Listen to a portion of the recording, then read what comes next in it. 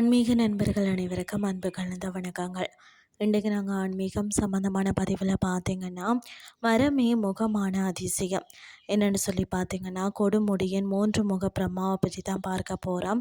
நமது ஆன்மீக மரபில் படைப்பு கடவுளான பிரம்மாவுக்கும் 4 முகங்கள் என்பது தான் நாம் எல்லாருமே அறிஞ்ச ஒரு விஷயம்.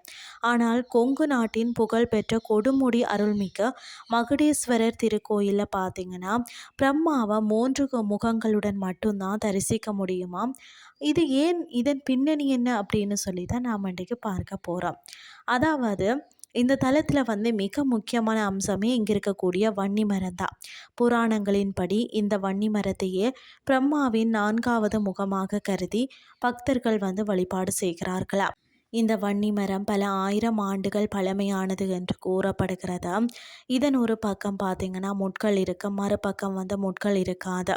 அதுபோல் இந்த மரம் பூக்குமாம், ஆனால் ஒருபோதும் காய்க்காதாம். இந்த மரத்தின் இலைகளை தண்ணீரில் போட்டால் அந்த தண்ணீர் எத்தனையோ ஆண்டுகள் ஆனாலும் கெட்டு போகாதாம். அதனால்தான் பழனிக்கு தீர்த்த காவடி எடுக்கக்கூடிய பக்தர்கள் காவிரி தீர்த்தத்தில் இந்த வன்னி இலைகளை போட்டு எடுத்து செல்கிறார்களாம். பொதுவாக ஒரு கோயிலில் சிவன் அல்லது விஷ்ணு பிரதானமாக இருப்பார்கள். ஆனால் கொடுமுடியில் பார்த்திங்கன்னா சிவபெருமான் மகுடேஸ்வரராக, மகாவிஷ்ணு வீரநாராயண பெருமாளாகவும், பிரம்மதேவர் பார்த்திங்கன்னா வன்னி மரத்தடியில் 3 முகங்களுடன் என மும்மூர்த்திகளும் ஒரே வளாகத்தில் எழுந்தருளி அருள் பாலிக்கின்றனர். இது மிகவும் அரிதான ஒரு காட்சியாக தான் இருக்கிறது. வேண்டுதல்களும் பலன்களையும் பார்த்திங்கன்னு சொன்னால், திருமண தடை நீங்கணும்னு சொன்னால் ராகு கேது தோஷம் இருக்கிறவங்க வன்னி மரத்தடியில் உள்ள நாகர் சிலைகளுக்கு பால் ஊற்றி வழிபட்டாலே விரைவில் திருமணம் கைகூடுமா. அதே மாதிரி பார்த்திங்கன்னா 60ஆம் கல்யாணம் மற்றது ஆயுள் கோமம் செய்ய இது மிகவும் விசேஷமான தலமாம்.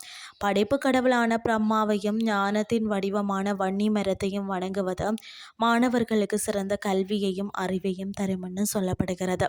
கரையில் அமைந்திருக்கக்கூடிய இந்த அற்புத திருத்தலத்திற்கு ஒரு முறையாவது சென்று அந்த பழமையான வன்னி மரத்தின் நிழல்ல அமர்ந்த மும்மூர்த்திகளின் அருளையும் பெற்றுக்கொள்ளுங்கள் என்று சொல்லி கூறிக்கொண்டோம்.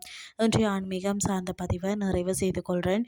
இதே மாதிரி மற்றும் ஒரு ஆன்மீகம் சார்ந்த பதிவோடு உங்களை சந்திக்கிறேன். நன்றி.